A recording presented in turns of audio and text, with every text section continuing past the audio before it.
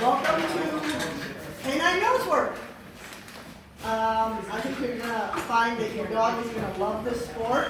Hopefully, that's gonna make you love it as well.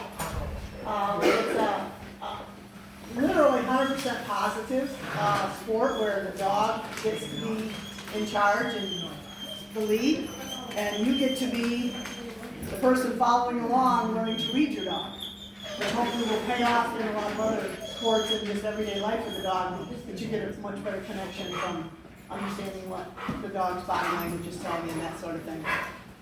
First thing I'd like to touch on is we have an hour for this class, so try to be here, set up, ringside by 9 o'clock. That way we don't waste the first 10 minutes trying to get everybody here, get everybody organized, and get an extra run in that way.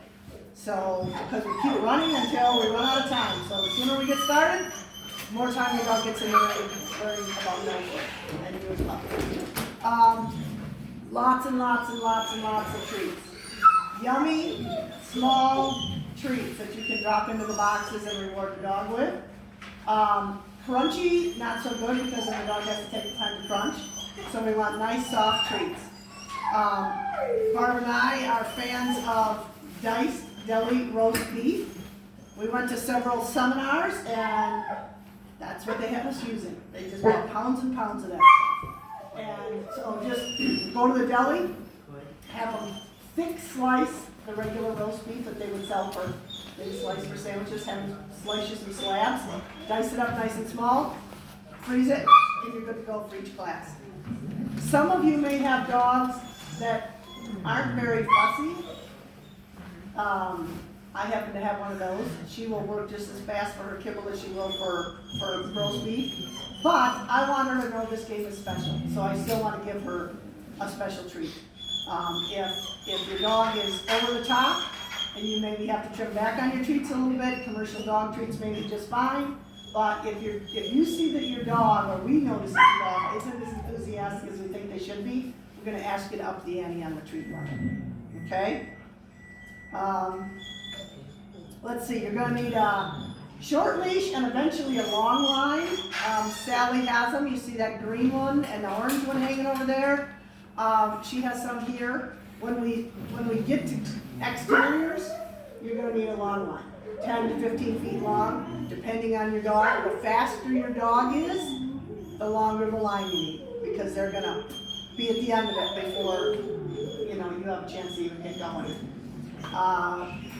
We'll need a 6-foot leash for cars and closer searches, but you're going to need a long one as well.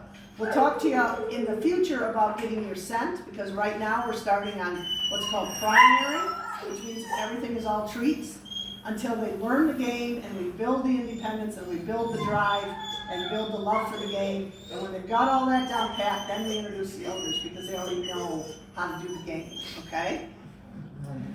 So you won't need odors for 8 to 10 weeks, 12 weeks maybe.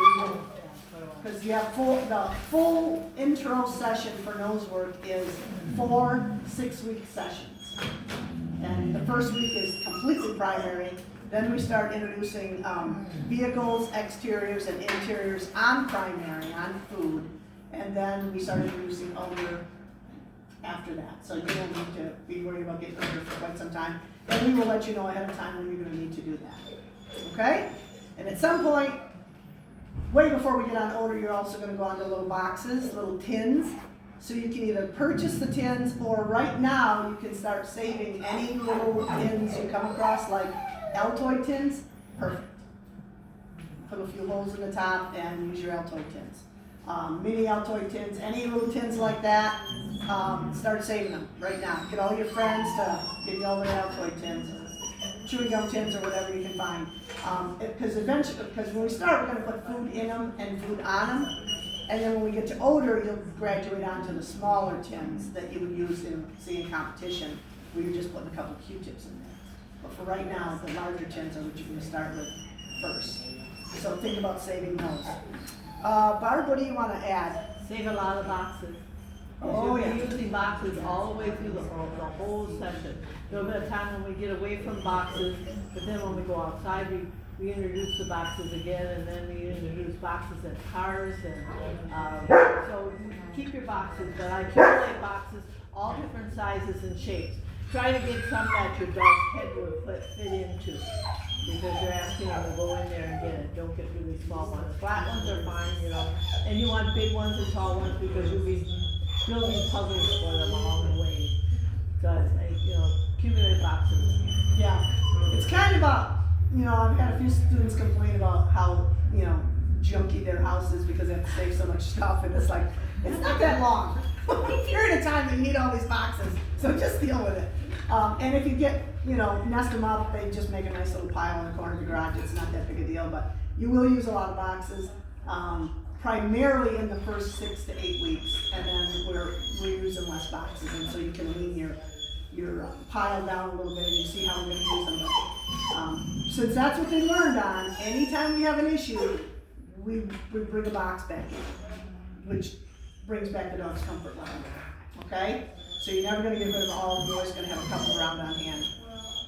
Anything Dogs else? are on plain buckle collars or harnesses. We don't use any prong collars or correct type collars because we want it to be fun for the dogs. There's no time when we want to correct the dog. And there will be no time when you correct the dog either. So if the dog's not doing something, you just ask him, get down, get going, search, tap on the box or do something. So you don't want to get any popping in there. All going to be fun. Dogs have to know we don't know what they're doing. Okay, so any questions that you guys have before we get started? One other thing I want to add, because there's a lot of dogs here and you're going to be watching other dogs, don't place your dog the same level as the dog ahead of you. Every dog has a different way of learning. Some are going to learn quicker, some are going to learn a little slower, some it may take a week or two to catch on to this game. We hope not, but sometimes it does. If you got the right treat set, but just work your dog and don't worry. We want you to watch the other dogs work because you learn by watching the other dogs work.